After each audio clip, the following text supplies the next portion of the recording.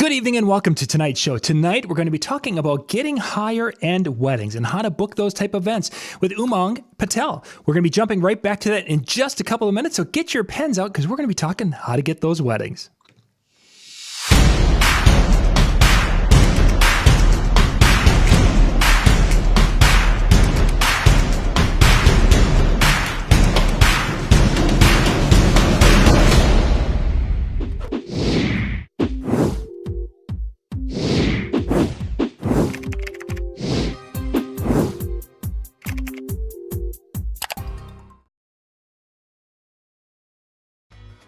DJ Event Planner will change the way you manage and run your business. Streamline all of your procedures and software into one easy-to-manage system. DJ Event Planner, the ultimate online planning tool.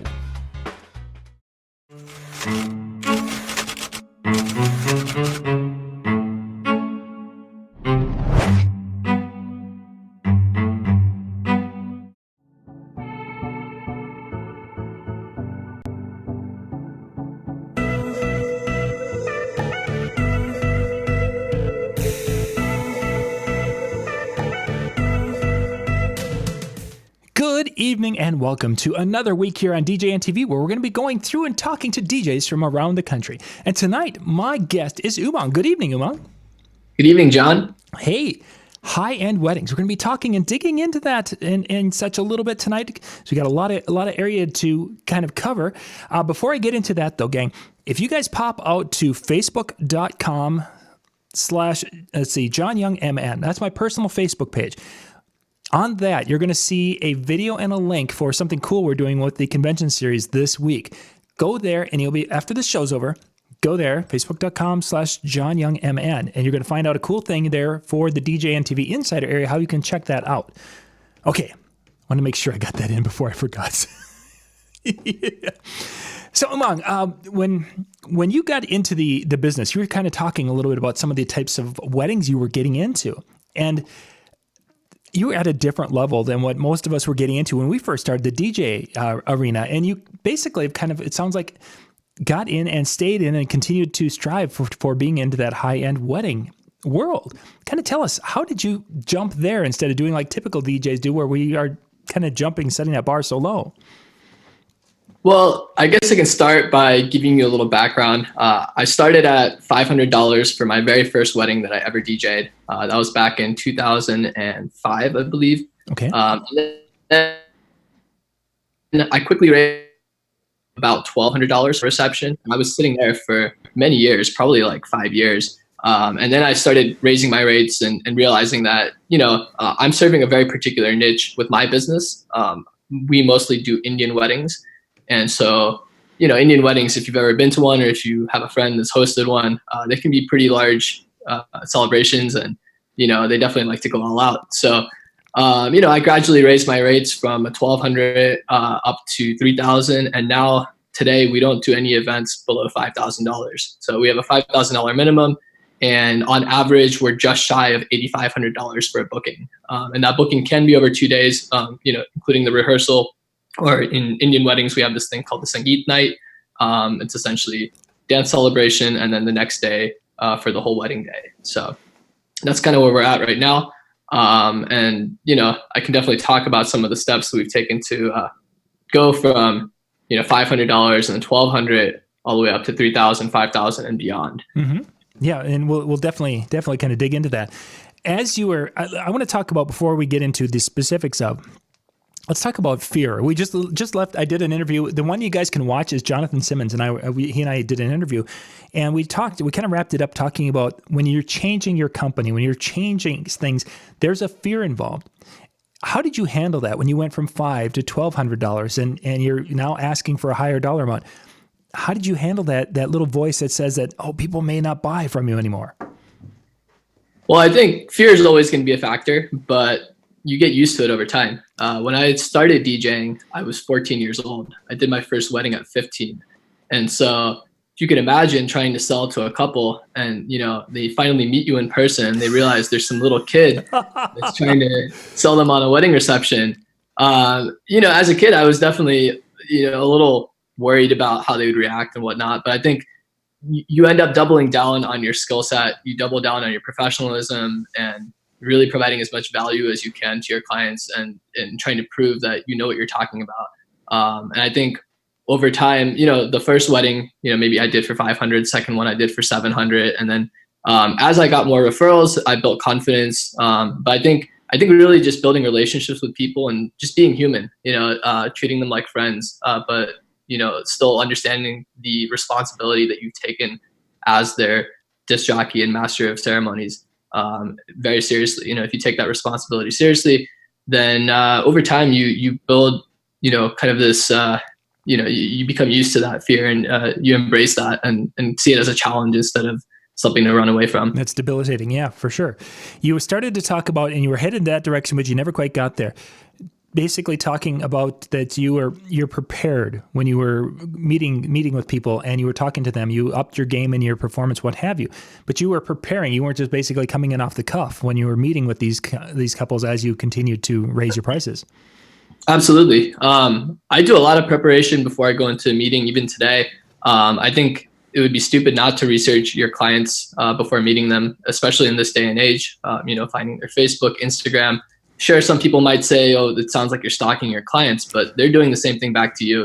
And I think it's important to know what you're going into, doing your research so that you can get to the conversations. When you do have your meeting, you can get to those conversations where you really get to learn more about them and figure out what they care about and see how you can personalize their wedding and create those moments that they're going to remember for the rest of their lives. Cool. Very cool. Let's continue on then. As you increased your rates and such, were you doing a lot of different things to add more things to your show, or what was your impetus just to raise those rates as you went along?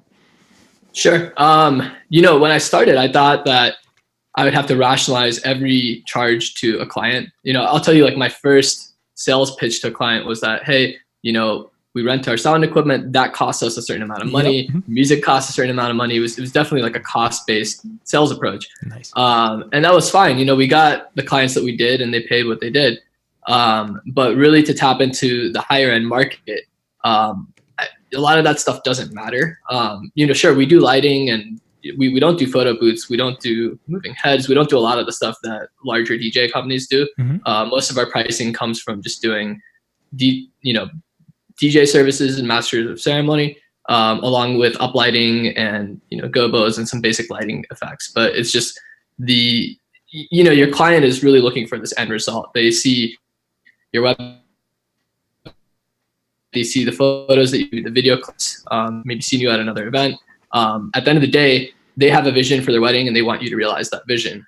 They're not necessarily checking the boxes of, hey, I need a photo booth and this and that, whatever else. And so as I raised the rates, it wasn't really correlated to the specific services we were offering. It was more of a promise that when they hire us, they're going to get a particular outcome. They're going to get a DJ that is on top of things, easy to reach, that's going to really capture the attention of their guests and create these moments for them, and not make the show about the DJ. So, I think we really just focused in on our clients and really focused on the trust factor. That was like our biggest selling point, is we're the most trusted name in Indian wedding entertainment. Sure, there's DJs that do larger shows than us, but they can trust us to have their best interest in mind. And that's something that people are willing to pay for. Is that something that you kind of branded, or not brand, I don't want to say branded, but that you used in your marketing materials, that basically that became kind of your moniker, that you were the most trusted in that? Or is that just something that came from time and experience or performances where people now branded you as the company to trust? I think it's a little bit of both. I mean, we definitely tried to do research into what our satisfied clients liked most about us. In fact, when we send a survey out to our clients after the event, we ask them what is, if there's one thing they like the most about us, why did they hire us? And that really gives us a better sense of their decision-making process and what they care about. So that's been helpful. And yeah, in general, just the trust factor, I think it does come down to branding a bit. I'll tell you, like, when I send stuff to my clients, I'll cherry pick like the best events that we've done that create a certain emotional response when you look at those photos, when you look at those videos. I think that's just basic branding. You're trying to create this image of something that people desire. And, when they see an image of a beautifully decorated room with perfect lighting, even if that's not exactly what they're going to do for their own wedding, that kind of sets the bar for the quality standard that our company offers. And that kind of translates to, it's a halo effect. If everything you're doing is of that quality standard, then they assume that your DJ, your MC skills, all of those things will also fall in line with that. So it's just the feeling that they get when they look at your materials. Yeah, I'm just trying to think about how do you tie then your materials into showing that outcome? Because you mentioned earlier about it was really about the outcome that is what you were selling. You were able to charge more because of that. How are you able to convey those things in the materials that you're handing out or the websites and such?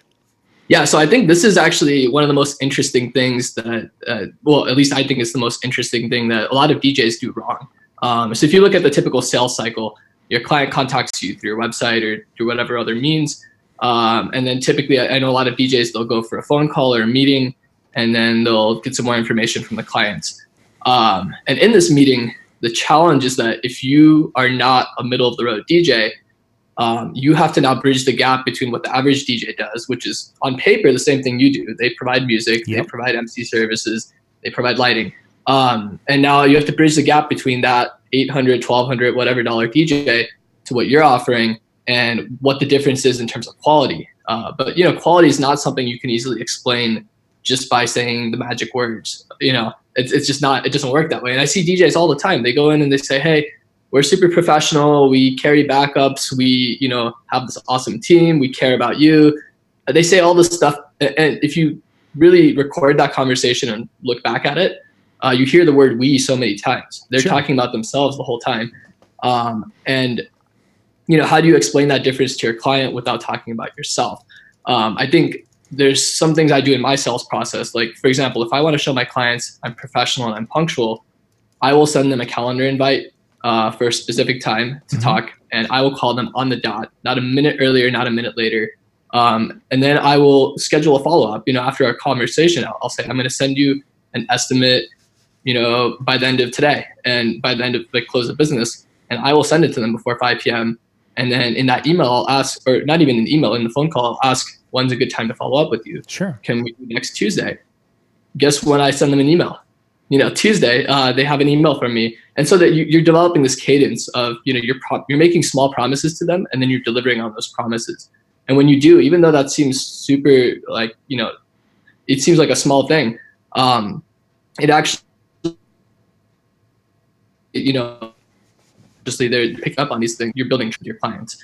And so those are the kinds of things. And then, obviously when you're talking to your clients, getting to know them, understanding their story, if you really are a DJ that claims to personalize events for them, then, asking them the right questions, asking them what other weddings they've been to and what they liked from those, what they didn't, building off of that, maybe digging a little deeper into different stories, telling stories from other couples. I do that a lot. Instead of saying, hey, we do all these unique things, I'd rather just show them. I would say, hey, we had this couple and, the groom was in the Marines and he just came back from deployment.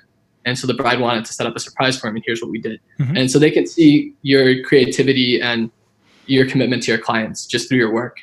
Instead of you talking about what you do, you'd show how you've done it and why you do it. Umang, we're going to take a quick little break here. When we come back, I want you to talk about when you were just used the words you were going to show them. I want to dig into that exactly, how you are conveying that visual that you used specifically in that example with the military situation. So we'll be right back, gang.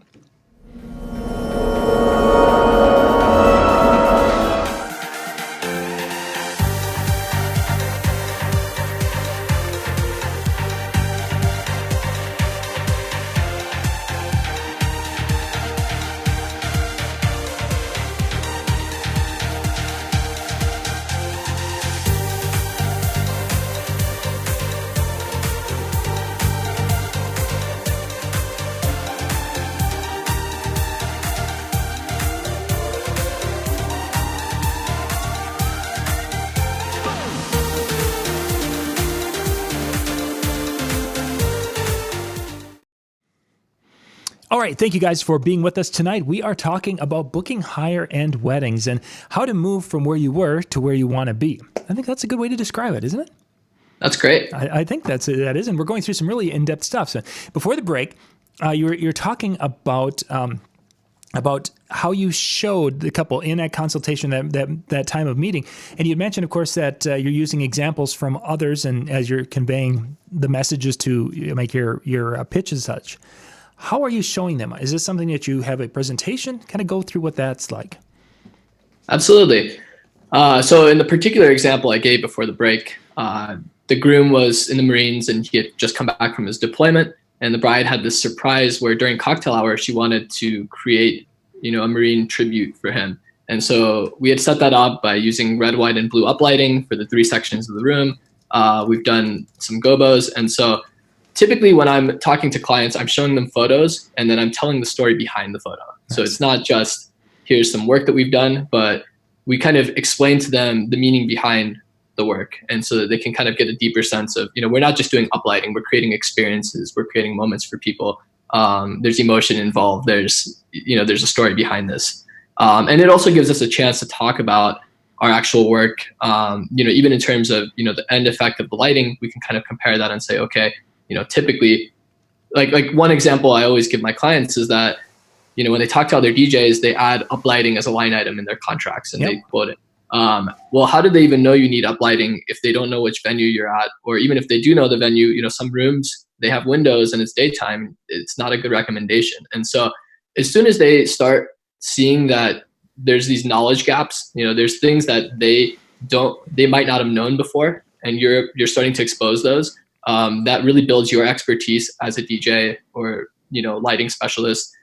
And, and at the same time, they realize that there's a lot that they don't know. And, by not hiring you, they may never know that they haven't learned from other DJs. And so that builds rapport with the client and that establishes you as an expert. So you become irreplaceable at that point. So we're going to, and I hate to do this, but we're going to jump back actually in the process, because one of the big struggles DJs have is getting that time to meet, that time to show them pictures. That's huge in this day and age. And you're a younger guy, and you're probably running into the same thing that some of the 20-somethings we're working with, they don't want a phone call. They don't want to. How are you handling that situation from the inquiry when they're like, yeah, can I have a price? Absolutely. I'm really glad you asked that question, actually, because I think that's probably something that people struggle with the most in this day and age. So especially with millennials, first you have to understand where they're coming from. They're probably at work, not available to take a call at the moment or, go into a meeting. I think asking somebody to meet in person without them having pretty ask, because it's time for the meeting, especially if they're evaluating multiple. We broke up there, Umang. Let's jump back a little bit when you're asking to ask to the call, and then you kind of broke up. Oh yeah, so they might be at work when you're calling them, but in addition to that, asking for a meeting is a big ask because they may be busy. It takes time to go to your office and come back, and especially if they're evaluating multiple DJs and they don't know much about you. Yep. You have to give them a reason to want to contact you and to learn more. So that's step one, is just giving them a good reason to, and I think respecting the medium. So like, let's say they contact you on Facebook, then the important part here is having an actual conversation and getting information from your clients. Mm-hmm. It doesn't matter as much how you do that these days. I think, obviously face-to-face is nice. That's not possible. Even through a Facebook message, you could ask a few quick questions, and kind of, every company will have a different way of hooking that client to want to know more. But that's step one. From there, I think a lot of DJs overwhelm their clients with information. They'll send like a 10-page PDF, or they'll go in and they'll just like talk their heads off, and they've lost their clients at that point. So instead, my technique is what I alluded to earlier, is kind of creating these knowledge gaps for your client where they realize they don't know everything, and they might need you to fill in those gaps. And that's really powerful. And then finally, I would say make the most out of your follow-ups. I hate seeing follow-ups where people email and say, hey, just circling back, are you still interested? Don't do that. you should be adding value every time you have an interaction with them. Maybe send them an email, and maybe you had like one question I ask sometimes in consultations is, do you have any pets? That kind of thing. And we've had weddings where we've had like the dog be the ring barrier, and so the ring bearer, excuse me. And so I'll send photos of that wedding by email and say, hey, I was just thinking about you guys. We just did this wedding where Casper was the ring bearer. And we have a picture of a little puppy. And so that's super personal. It adds value by showing them that, well, here's an idea that you can use for a wedding, but it also implies that we're creative enough to come up with new ideas and be kind of that expert consultant for them and come up with something new. So that's the other thing. Email is great to follow up with that. If you don't have their email address, let's say they go to your contact form and don't fill it out or something, or for whatever reason, there's other things you can do. Like Facebook has these tracking pixels you can use where you can basically run ads on visitors that have left your website. So there's all these different tools you can use to kind of increase the number of interactions you have with your client without actually having a meeting. And so I think the way we do business is changing, and we're going to have to adapt to that. Have you found one methodology of communication short of face-to-face or phone, really a digital communication between Facebook Messenger, cell phone text, email? Have you found one that has been stronger, or I shouldn't say more preferred, maybe with the couples you work with? I think, I don't know if there's one clear winner. I'll say the two that I use the most outside of email and face-to-face and phone calls. Two I use the most, Facebook Messenger. Everybody's on Facebook, and a lot of people are on Messenger, so that's easy. But if I have their phone number, I'll text. I have brides sometimes that text me like pictures of their wedding dress, and they're like, hey, what do you think of this? And it's just building that relationship. It's that I'm a trusted consultant to them, and a professional, but I'm also their friend, and I'm there to help them through a lot of things that they're going through for their wedding. And so I think just starting that conversation. There's a guy out of Philadelphia named Chris Marks that I met at one of these conferences, and he's really, really good at just shooting brides short texts to engage them, and his clients love him. And I think there's definitely a level of finesse to being able to do that well, but I think that's something you can develop over time. Yeah, that communication. I mean, we've hit some of the big hot issues for DJs and such here as we've been going between getting there, communicating with them, and how to move forward. I think also DJs, sometimes they shy away from that because it's hard to keep track of all these different channels. You have messages in all these different places. Honestly, I think that's really not your client's problem. That's your problem. Mm-hmm. And if you're doing really high-end events, you're getting paid enough to kind of piece together the puzzle later. So. And Google Docs is a great thing because you can create a doc for that one and copy paste, and you're done. Exactly. Great. Yeah, as you say, it's your problem. It's not their problem. You do what they want to do. Let's talk marketing a little bit. Specifically, when you're working with a client who is interested in hiring someone at the level that you are and the rates that you're charging, they've got the interest in it and they've got the financial capability to hire that type of service. How are you able to identify that type of client so you're putting your efforts into the right area instead of having a lot of suspects? You've got prospects. That's a great question. One of the biggest indicators for me is actually looking at the venue that they've chosen. I know it's not always right, but a majority of the times there is some correlation there. We work at the Hiltons and the Hyatts of our city very often. There's a couple other venues that we frequent. And so when we see certain venues or we see certain, leads come in through a certain vendor that has recommended us, then we definitely prioritize those as, hot leads, people that are more likely to book us. Beyond that, I think during our initial consultation, I give them pricing up front. So my promise to them when I first email them is, hey, we're going to get on a quick call. It's going to be 15 minutes. And we're going to tell you what our pricing is on that phone call. And so, of course, we do follow up with the written proposal, but I want to gauge their reaction to our price. And if you heard that on the other end of the line, you kind of know where you're going. So that tells me a lot as well. Exactly. I think those are the two big things. Of course, there's a bunch. I don't actually, I'm all about experimenting and trying different things. In terms of research, I've tried in the past. There's tools like LinkedIn Sales Navigator. I think there's a Gmail extension where you can look at their email address and see where they work, what they do, where they've gone to school. And those things are great to know, just to see if they're like into a particular sports team or who else they know. But I don't really discriminate on, saying, okay, this person is a doctor, so they might have more money. That's not always the case. Sometimes people just prioritize entertainment more or less than others. So, I'd be careful of those kinds of things. We've got a few questions that have been kind of backing up here, so I want to get to a couple of those, and then we'll continue on here talking, because I want to kind of a change of gear coming. Somebody was asking, you mentioned, of course, early on that some of the weddings are multiple day events. I mean, how long do you are you at the venue, or kind of walk us through one of these larger events of where you need to be, the week of, what have you, of the event? Definitely. So we travel a lot for the weddings that we do. A typical Indian wedding, we're usually involved for 1 to 2 days. Usually let's say it's a Friday and Saturday wedding. Then Friday evening, they have the Indian equivalent of a rehearsal dinner. It's called a Sangeet night. It's usually a night of performances and dancing. So it's kind of like a wedding reception almost, but it's a little less formal.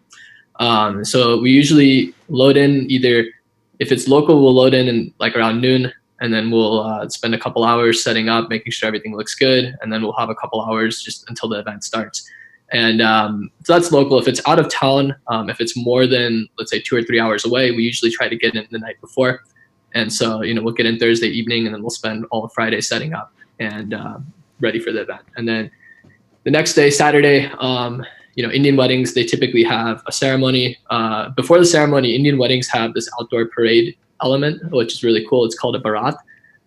So that usually starts about 30 to 45 minutes before the wedding ceremony. And we have a setup, like a portable setup on a pickup truck that we set up for that. Nice. So that, depending on, and it'll vary. Some people will have weddings in the morning. Some people will do afternoon and then just go back to back from wedding ceremony to cocktail hour to reception.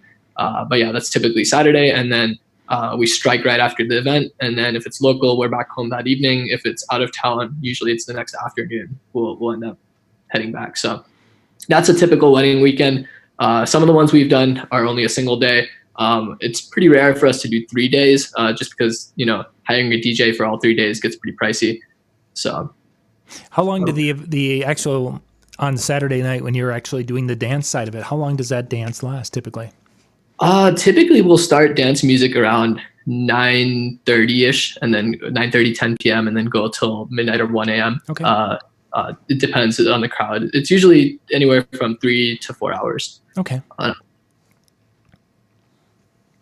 The reason I ask is because I've only, in my 30 years, I've only done one Indian wedding, and it started at 9:30, and by 11 o'clock, they said it was going to be over at 11, and it was 9:30. The floor was full, and it was crazy chaos, upbeat dance music, and then at 11 o'clock, it was like the bride and groom did a little thing at 11 o'clock, and everyone was happy, and hugs, and everyone went home. It's like I just hadn't experienced such a thing before. It was a beautiful, fun night. I enjoyed it. But yeah, it also depends on which region in India people are from. Because Northern India, they tend to party really hard, and then South Indians, they do, but maybe not. They don't drink as much, I guess. So you'll experience different dynamics based on that as well. Very interesting. A new area for a lot of us, for sure. Let's see. You mentioned texting. If you're going to be texting with a potential client, is texting something you would use as questioning in the sales process, or is texting something you'd only really allow them to do after they booked with you? I don't see it as a reason to restrict communications. If they want to text me for the initial contact, that's fine. I usually, my rule is that there has to be two-way communication, whatever medium you're going to use. I need to know a little bit more about them to really be able to provide something personal. So usually most of my consultations are over the phone. We do a lot of out-of-town weddings. So I think probably about 90% of people will agree to a phone call if it's 15 minutes. And again, I talked about it earlier, but making a series of promises and then delivering on those. So if I tell them it's going to be 15 minutes and I tell them I'm giving them pricing, I better do those things. Do it. Yeah, that's important. Umang, people are wondering about website. Let's do the contact information and where they can go find out some website links. Let's do that right now, and then we've got a couple more questions, and then we'll wrap things up. Awesome, definitely. So interestingly, for the DJ side, I have cut down a lot on events. My full-time gig right now is actually Cloverbook, which is an online booking platform, and so we actually only do events by referral now. We actually took down our website. Okay. I'll give you my website, but it's there's nothing there. It's masalaent.com. However, and I put that in the chat here in YouTube. Will it allow you to do that? Oh, there you go. And then the current product company I'm working on is Cloverbook. And so if you want to contact me, you can email me just at my first name at cloverbook.com, and I'm happy to take any of these additional questions offline and, chat with people. I'm just making those go live, and I'm going to put those over on the Facebook chat also, so you guys can follow those. Good. They all pasted up. Yay. Oh, perfect. I will give, let's see, I do have one page open on my Masala ENT website, which I will share with you guys. This is essentially what I send after a client has inquired with us and I've talked to them. So it's almost like an electronic brochure. None of my competitors in my local market have seen this, so, please be respectful of that. But, that's what I send to kind of differentiate and show how we're different from our competitors and why we do what we do. So for those of you watching this after the fact, you're not going to get this link because this one we're going to leave just in this live chat. And if you're watching on Facebook, I'm not going to post it over there because we're going to respect that those of you who are watching live can go to YouTube right now and you can see it in a live chat, and then it goes away. So that way we won't have to worry about the competitor side. It's only here if you're watching. Exclusive. It's an exclusive I like it. for being live. So if you were going to give some advice to someone who is wanting to grow their business and expand and become basically someone who can charge a higher dollar in their area, where would you recommend as a starting point for them to be able to make that jump to a higher level? That's a great question. I think the first thing you should do if you're already DJing events is to talk to your past clients. And I think, so I come from this background of music and DJing and events, but also from software and user research and all of that. And one of the most important things to understand is what your customers care about, how they speak. I think the biggest game changer for me is learning how to speak bride, essentially how to say things that appeal to brides and what they care about. And so I think one of the most impactful things for me has been to just help friends of mine. I'm 28 right now, so a lot of my friends are getting married. Yeah. Just ask them about how their wedding planning is going and try to learn more about how maybe help them find a DJ. And in helping them find a DJ, let them do most of the talking back how they feel about a certain DJ and just observe. And just from that alone, you'll get a really good sense of what they care about, what they prioritize. And then I think testing. Another thing that a lot of people are just afraid to do is test new ideas. You can always raise your rates and then drop them again. Maybe you lost one or two leads. It's not a big deal. Definitely try things out. But I think a lot of people just are afraid to try. They think that they're going to lose a lot of business by doing so. Yeah, for sure. That's obviously the big fear is, oh my gosh, I'm not going to be able to book anything anymore. And they don't even, you'll never hit a home run if you don't get up to bat. And then there are so many that don't get up to bat. All right, we're going to wrap things up. That was some great information, some good discussion and good thoughts. And thank you guys for being with us tonight. There's some good stuff there. Again, the contact information's in the chat here for the YouTube if you guys want to grab that and check that. I had to refresh the Facebook page. I wanted to make sure that there wasn't any questions I missed there. Okay. Oh yes, video when you're meeting with since a lot of your weddings are out of town or you're traveling. Do you utilize video quite a bit when you're planning and chatting with couples? I haven't done much yet, but I know a lot of other high-end vendors in my market have. I think using something like Zoom or using Google Hangouts is a great idea. In terms of actually showing them portfolio work, we do provide video footage and we're pretty deliberate about getting footage at events. I don't do it myself, but I usually hire a videographer for at least a couple of events a year that we think are going to turn out really nicely. And, we showcase those. Nice. Good. Yeah, and having a professional capturing video or pictures is so much better than my little cell phone in the corner kind of a thing. Oh, absolutely. Yeah, we've done that, been there, done that. Time to move on to better quality stuff. Yeah, the homemade ones will work against you. So I think if you don't have anything, at least take the 3 good professional shots you have versus the 10 mediocre shots that you have. Precisely. They will, yes, definitely work against you there. Umang, thank you much for being on tonight and your information, and have yourself a good evening, gang. We'll be back in about a half. Actually, convention series is up already. You guys can go to facebook.com/JohnYoungMN. The convention series video for tonight is there. It's open for everyone to watch. And then we'll be back in an hour and a half with our Shaney's Got 5 on it tonight. Thanks for watching, gang. Bye-bye.